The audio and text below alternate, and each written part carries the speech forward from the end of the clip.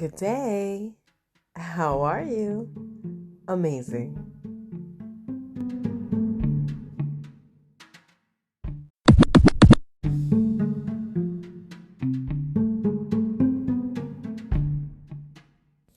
One of my fondest memories as an educator was working with a group of students, I will say multi-tiered, for about two years as their executive intern teacher. I loved this opportunity because it was so diverse and different and always moving and pivoting.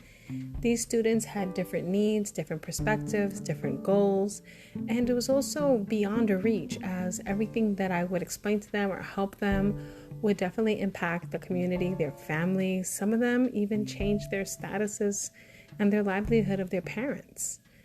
A lot of that was heartfelt work. This work was truly rewarding, and I must say I loved every moment of it.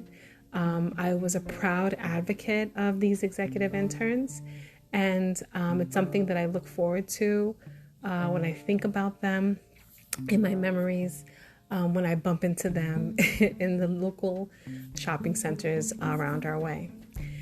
Sometimes in our communities, we meet individuals who you're there to mentor, train, teach, and educate while they're mentoring, training, teaching, and educating you.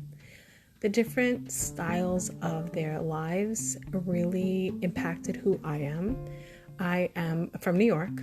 I was part of the New York concrete jungle my whole life in that education system.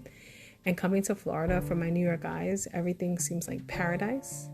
However, from a student's perspective, the levels of poverty, hunger, homelessness, abuse, neglect really resonated with some of the things that I went through as a child, and able to provide them empathy and to help elevate how they think, and remind them that they are amazing, that they can achieve anything that they dream of, really impacted who I am. Sometimes we have to overcome challenges and differences.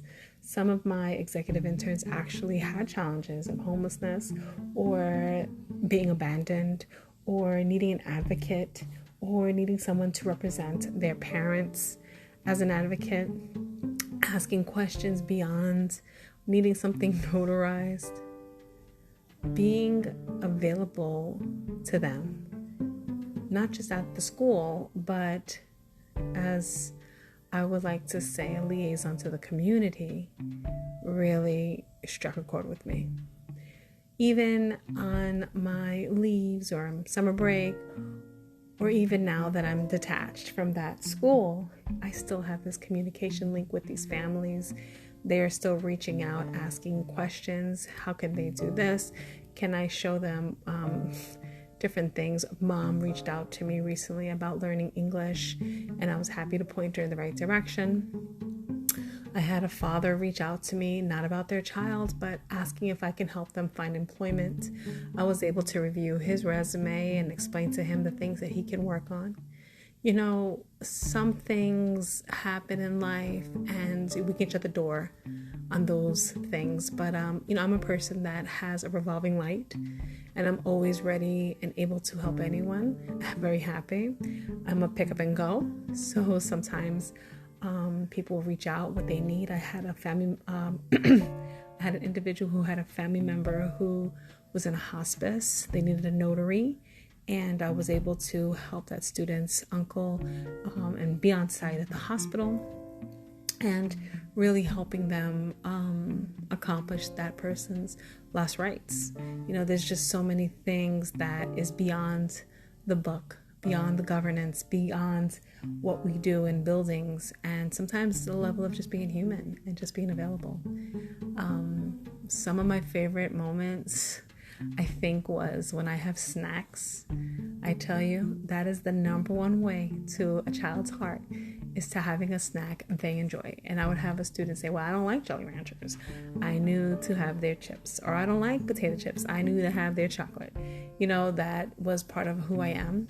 And being available to their needs, their food and hunger needs, really made me feel amazing to help them There was a time that I was in Walmart and I was cracking up because I bumped into an executive intern and they were like, "Miss, what are you doing here?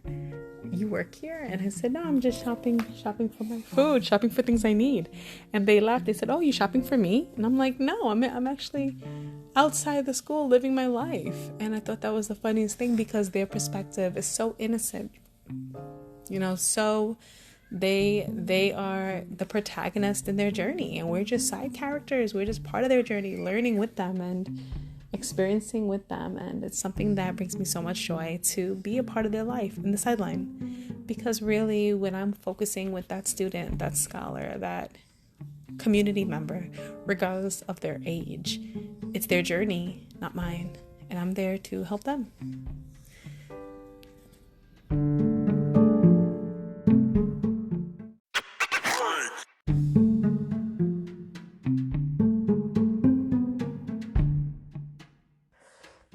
Hello, hello, hello. Let me tell you, as you can hear by the sound of my voice, I am under the weather. What the heck? I'm over here in sunny Florida. Beautiful, gorgeous outside. Not a thought or care in the world. Literally, gorgeous outside. No chill, no nothing, no rain cloud. And here I am, sick. This is the tribules, what do you call that? The turbulations of life. That's what this is. This is a test. Anytime I get sick, the first thing I think of is, why am I being tested? My immune system is not the best. However, when I'm sick, let me put it like this. Any particular day I wake up, my husband, he's up and out 2 o'clock in the morning. He has things to do. You can't stop that man. So out of guilt, I wake up at 3. But at 3, I am ready to go. I'm already cleaning the house, fixing this, doing that, getting the children ready, owning it. And my energy is like nonstop. I'm even doing my little exercises in the morning, whatever I'm doing. When I'm sick, I can't even move. I feel like, who has kryptonite against my chest? So I had to take an asthma pump. And I'm number one against taking asthma pumps, because if you have asthma, you need to take a pump. You need to breathe. However, because of my weak immune system and other things going on, when I take an asthma pump, my brain goes a mile a minute. My heart becomes too big for my chest, and I can't even think. I can't focus. It's the best time to do a podcast. That's what I'm thinking. That's what I'm doing one. But the business of it all. So I'm a person that I guess the word is homeopathic, or into my own health routine. So I quickly go to my bathroom.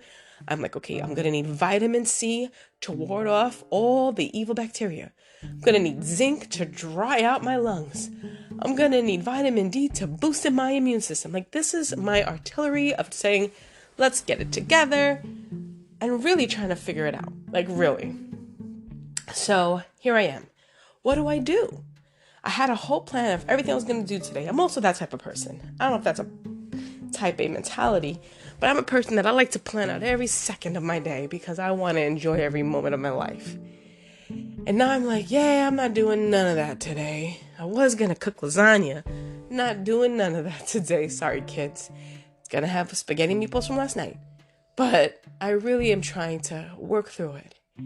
What do you think when you get sick? Like, what is your biggest pet peeve? For example, my biggest pet peeve when I'm sick is any dog barking and a dirty kitchen. I can't stand it.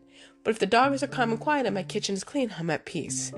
However, I don't care if I can't move. I'm cleaning that kitchen and shutting up them doggies. I love my doggies, although they can be a little annoying. So I think about, like, what is your pet peeve? Like, what really gives you the when you're sick? The number one luxury item is laying in my bed. I love my bed. Something about it. I think I mentioned this before. Some people, they lay in bed and they toss and turn and can't go to sleep. If my head hits that pillow, it's a done deal. It's a wrap. I'm out for the count. What I normally do is I put on a show that I find interesting, but it's usually boring to other people. I hate to say that, because if I say the show's name, the show will get mad at me, so I won't say the show's name. But it's like monotone or something of that nature. And I love those shows. And I put it on, that way everyone calms down in the room. Now, that might not be what everyone's choice of watching is, but it calms everybody down, right? This is like before I go to sleep. Because when I go to sleep, I want all the lights off, no TV, no sound, and I'm ready to zone in, go into another dimension, like just lay in the most comfortable space, feeling safe and strong. However, last night when I was sick, it was tossing, turning, running to the bathroom, coughing. For me to wake up this morning feeling gross and ugly. So, as you may know, I'm not everyone's cup of tea. However, I do love me a big helping cup of me. The funny thing is, this morning I contacted my daycare and I said, hey, listen, I'm not feeling good. We're going to be late. And I don't like being late. But baby's happy. Everyone's feeling positive. There you go. I tell you, I couldn't even drive. I had to have my son drive me. I just fell out of it. Out of it. So now I'm home and I'm like, okay, well, I have a pile of laundry I could do. I could work on my manuscript. I can tap into one of my classes. I can reorganize all my jewelry, polish them, and clean my shoes. I can relax. Like your brain goes a mile a minute. Should I journal right now? Or maybe I should organize all the photos I've been taking.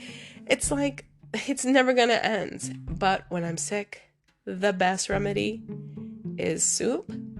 If I'm lucky, matzo ball soup, which is my favorite. And a nice nap under a very heavy cover. I think that's the best remedy. Like if my children will let me lay and sleep without any sound, they're a blessing from God. They are blessings.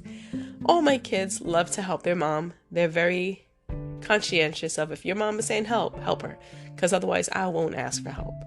But the other thing I noticed, if I have my humidifier blasting with a little vapor from Vicks, that is like so helpful, especially in a mom's life. Listen, if you got $19.99, go run yourself over. I would say Walgreens, but I think it's only CVS that has it. And get yourself a Vicks Vapor Humidifier because I love essential oil smells. Like you ever put the essential oil in the water and you plug it in and your whole house smells like yummy stuff. I'm a big advocate of that because I have a dog that no matter how many times I wash him, he always smells like stinky butt. So I'm a very big advocate for that. However, in my room, even if I have essential oil in the bathroom, I always want running in the background my Vicks Vapor. I find my Vicks Vapor to be so chest opening and calming. I don't know, something about, is it menthol? Something about that scent really clears your thoughts. I find myself, once I turn that on and I have a mile a minute brain going, I'm like, I'm not thinking of anything. I'm just gonna relax. The other thing that's a big deal is if you are a person that looks at your phone before you go to sleep, you need to cut that out. What I love to do is I put everything on the charger that's next to me, but if I need to look at it, it's going to be a hassle. So I won't deal with hanging out a wire or something. It's all plugged in. It's all recharging. And usually when I come home, the first thing I do is I put all my devices on the charger and I ignore it for the rest of the day. So if you need to speak to me, and I think everybody knows me, if you need to speak to me before I get that key in that door of my house, you better get me because my do not disturb clicks in and I am peaceful. If there's an emergency, you better contact my secondary number or my husband or tribe because I really am on my peaceful journey of relaxation. I find that when you look at your phone right before you go to bed, your brain is a mile a minute. And when you're sick, like today I'm sick, I know, okay, I need orange juice, I need vitamin C, I need to have some chamomile tea or some echinacea tea. I'm one of these people with, let me put a crystal next to my bed. I know, it's crazy. But is it crazy? Because I find it works. All these little aids we do, Some people say you need to avoid milk. I have a cup of coffee. Cup of coffee, it straightens me out for the day. I don't drink coffee. I avoid caffeine. All right, do you green tea, matcha? Hello, figure it out. Whatever is you, even a person that says, I don't have any things, and they drink a gallon of water. Well, the water is your thing. Whatever it is, that's the other thing. You have to stay hydrated. The second I am dehydrated, my lips get string level thickness. My nails break, my hair falls out. I need to stay hydrated. Plus, like I said, I am my own cup of big tea. I love me, and I love the way I am. So I like to have a hydrated way, never feeling thirsty kind of energy. You know, that type of energy. When I see people like thirsty, I'm like, uh-oh, they all off balance. That pH is out of whack. You know, you ever sit and judge like an auntie? I try not to. Everyone has a lot going on in their lives. However, for today, me trying to hold in this cough through this podcast and feel amazing.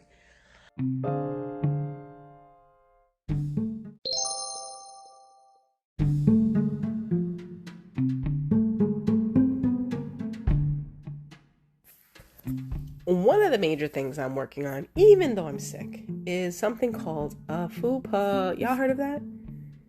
Sure you have. Well, anyway, you know, I have 4 babies and my body is not quite the transformation I wanted. So I'm working on these new exercises to see the progress. And I know I mentioned this before, but one of these exercises that cracks me up a little bit because I feel lazy. Like I feel like if I'm not running around doing jumping jacks, am I really exercising? But, you know, that darn Pinterest I love so much. I tell you, like, everyone's on TikTok, I'm on Pinterest. I love Pinterest. Because in Pinterest, you could create your own story, your own journey. Like, you like this color yellow? Let me show you 1,000 different things with yellow. It's just incredible for me. And I always get trapped in the nail, hair, makeup, shoot. But the funny thing is, I see other people do the same thing. So obviously it's a mindset. But one of the things on one of my pages I created is called Stealth. I will look through people's exercise routines and add it to my Stealth page on Pinterest. And it's like people must think like I'm the most buff because my Stealth page is like amazingly full of so many helpful tools and tips and resources. But I need to put my money where my mouth is, basically. So I'm going to start like logging track and like keeping track of what I'm doing for this exercise. So for me personally, I feel like this one I have not tried yet. As I mentioned, I'm a jumping jack type of person, but this one is laying on the floor, okay, with your feet on the bed or on the wall and doing exercises that focuses on your fupa. And that is the fat in your belly area on the bottom where you just had a baby. But I'm kind of laughing like it's not quite a sit-up. And when I tried it before, I thought, what did I really do? But here's my test. This is my true test. Okay, here we go, guys. Time for a new goal. You know, I got a lot of goals out there. Well, this goal is called my white jean goal. And although I'm sick today, yuck, the white jean goal is really where my mindset is. I was going through my closet and I found these white jeans. They're like off-white. And it's funny, like I have white stuff that's like brilliant, amazing white. And so I wash it and it's like gray. Everyone's like, no, it's white, it's white. I'm like, no, it's gray. But this is like I know the color, Chantilly lace, like a cream color white. It's so pretty. And I remember the last time I wore those jeans and wherever I went, everyone was like, I love your jeans. I was like, thank you. Thank you. You know that feeling when like someone compliments your outfit, but you know you're cute. Not that it's a surprise, like, who, me? No, that outfit was put together. So I'm like, oh, let me try my jeans. They didn't fit. I was like, wow, that was a lifetime ago I wore those jeans. I mean, I think that was like baby Sasa or something. So I said, you know what? I'm going to wear these white jeans. Like I'm getting into them. So today, coughing and whatnot, I was like, I can't even try these jeans on. Like I don't even have enough air in my lungs.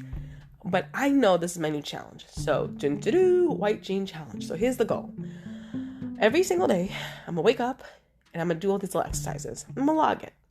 But the goal is not to see how much I lose in my pounds. The goal is to see how much closer do I get into those white jeans. Now, there's a two-step process here. One is the stomach, right? And the second part of the stomach is the attached muffin, right? But now is my back. Oh my goodness. That was my alarm letting me know my son left. But anywho, that is the back. So those are the two. I'm going to say front and back. Should I say side? Torso. There we go. The complete torso. This is the area that I'm looking to work on to make those white jeans feel amazing. Now, some of you may be thinking, why do you care about your back in a pair of jeans? I'm going to tell you why. A lot of ladies do this, and I got to talk to y'all. Y'all got to listen to me now. Listen. They don't call me Fantastic Life for a reason. I try to be friendly and cute about a lot of things, but let's keep it real. Some of you get ready in the morning, And if I had nails right now, I'm getting my nails done soon, but if I had nails, some of you get ready in the morning and you're like, oh, I look cute. And then you walk out the house. You flat ironed your hair, but you didn't do the back of your hair. You done put the shirt on, but your bra is broken. You done wore those jeans, but do those jeans work with them underwears? Those shoes look good, but the back of the shoe is dirty. Like, the front looked good, but did you look at the back? Did you take inventory on the full outfit? You ironed your shirt, but did you iron the bottom of that shirt tail? You can't be a wrinkly tail in the front and an iron crisp a wrinkly tail in the back and an iron crisp in the front. Some of you do that. Oh my God. Faux pas. But the thing is, when I get ready in the morning, 360. I'm like, no. The other thing is, I love to wear sports bras. I'm a huge advocate of sports bras. Sports bras, you don't look good in no area. But if I'm wearing a sport bra and it's that type of day, you just stay out of my way. I don't care how I look. It is just my bun is up. I'm not worried about my straggly ends.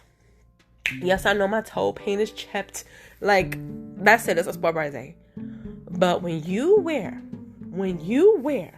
that cute bra and you full of, well, Nelly, I'm leaving the house now, and you didn't do a 360 check?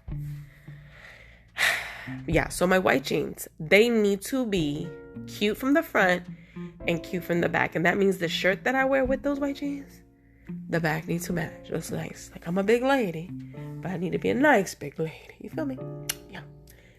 And this is kind of like the funniest thing to me. So there was a time where I just had my first son and my body was killing it. When I tell you, I wore a pink button-down shirt with gray trousers tucked in, a black boot. I was owning the city. I mean, and those who knew me know me. And it was an incredible feeling. And I remember people were like, wow, you look amazing. And it was like, yes, I know. And I had an amazing back and amazing arms. And you know what, guys? That was 15 years ago. Here's the funny thing. People say to me, oh, well, that was, you're older now. And no, because I'm going to go ahead and shout out my girl. And I've shouted her out before, but I'm going to bring it back. I used to work with this girl, and she was amazing. Her fashion was, incredible. Girl, you know who you are. And I would say to her, how old are you? 50? Oh my God. I thought you was 27. When I'm 50, oh Lord, I want to be just like you. Seriously, like, I couldn't believe it. And at that time, I was maybe 28. Like, I couldn't believe how amazing she was. She still is to this day. So I said to myself, okay, do I got Mariah Carey money? No, I don't. But Mariah Carey, she still got it together. All right, J-Lo got a whole team. Beyonce got the whole beehive. I feel you. They got crews. Me, I got me and my little self. And all my followers on podcasts to be like, yay, girl, you can do it, okay? And by the way, I just want to say something. Our population of people that listen, it's not in the millions, but it's in the thousands. So I just want to say thank you, guys. And I also want to throw in that, okay, so embarrassing. I know my kids hate this, but I will put some befores and afters because why not? Sometimes on my journey, I'm like, well, I'm a chubby girl and I'm doing this kind of thing. But this little part of my journey is not a quick fix. This is like a change. Now, the thing is, one thing I can't change is I'm on a diet where it's a prohibited lifetime diet because of my, my health issues. So I can't change my diet, but thank God it's high protein. Yay. But I need to just work on specific fitness items. Okay. So we're going to get this together. Real thoughts. So the white jean goal, I really want to wear, and I know this is kind of like, is it in style? Like sometimes when like, I think, is it middle hair part or side part? Middle hair part is like 10 years younger than me generation. Side hair part is like my generation. I'm going to tell you the outfits. Here we go. Side hair part is like open toe booties. Jeans that are tied in the bottom, maybe a folded up a cuff, a shirt that could have a peplum. Okay, so y'all picture that outfit. Okay, that's like my age group. But the other group is baggy jeans, a cute crop top, some chunky shoes, and a middle hair part. That is not my generation. That is 10 years younger than me. And sometimes I'll wear those looks and I'll get a person that'll say, oh my God, miss, you're fit. You got that fit. I like your fit. And I'm like, okay, I'm fitting in here with this group. And the thing is, I wonder, do they like my fit? And they're like, look at this older lady trying to look young. Or are they like genuinely like, wow, she got it. You know what I mean? Like, that's a tough one because I could have everything that they like and be like an older person doing it. You know what I mean? Or am I like a young feeling the vibe? Now, my other favorite thing is when I'm really feeling myself, you know what? That vitamin C just kicked in because I'm feeling better. But anyway, you know what? I love when I tell people sometimes when I'm like feeling great and someone's like, wait, you got 4 kids? Oh my God. Like, I like that energy.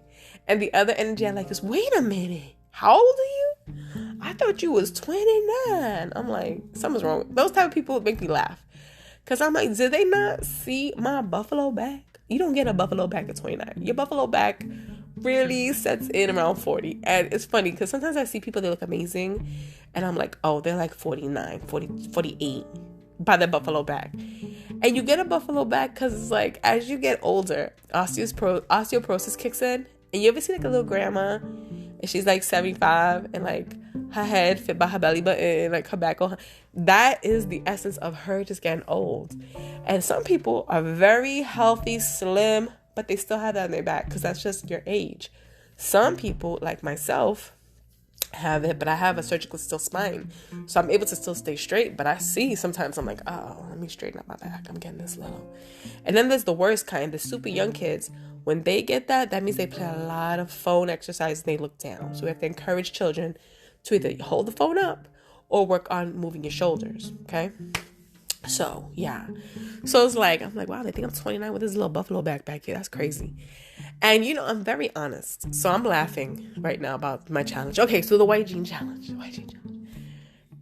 My ultimate goal is I put on those white jeans and they're baggy. You feel me? That is not that I put them on, they fit like I want them to fit, which is cute. And I wear an open toe booty with nice nail polish. That's one part of the goal. That, guys, we're going to have the goal A and goal B. Goal B. We're going to start with goal B this time. Goal B is that I did the best that I could do. My white jeans fit. I throw on a little cute booty with some open toe nail polish and the top that I'm dreaming about. And that's the goal B. Goal A is that when I put on those white jeans, they're baggy. And if they're baggy, then you know I'm slaying. Watch out. I'm out here with putting T's behind words like period. And I'm owning it across the hashtags trending. Because if I'm wearing those jeans and they baggy, you know I'm having a chunky shoe. You know my part is the middle part. And my crop top is on this way. Feel me? That's how I'm feeling right now. That is the vibe. That is the white jean vibe. So that's my goal A. I did it backwards for y'all. My goal B is I did the best that I could. I still look cute. And I'm wearing that. The end of this goal, we're going to give it a full, guys, we got to keep it real. Long-term goals. Long-term goal. I mean, I want to say into summer. So we're going to say goal B is going to be August. Yeah, that's it. Goal A. We'll say August. End of August. Let's try. Let's make this happen, people. Let's make this happen. Snaps to fantastic life. All right. Well, with that said, I took you a couple journeys here. We had a little reflection moment. I had a little sad and feeling yuck. My vitamin C is feeling amazing right now.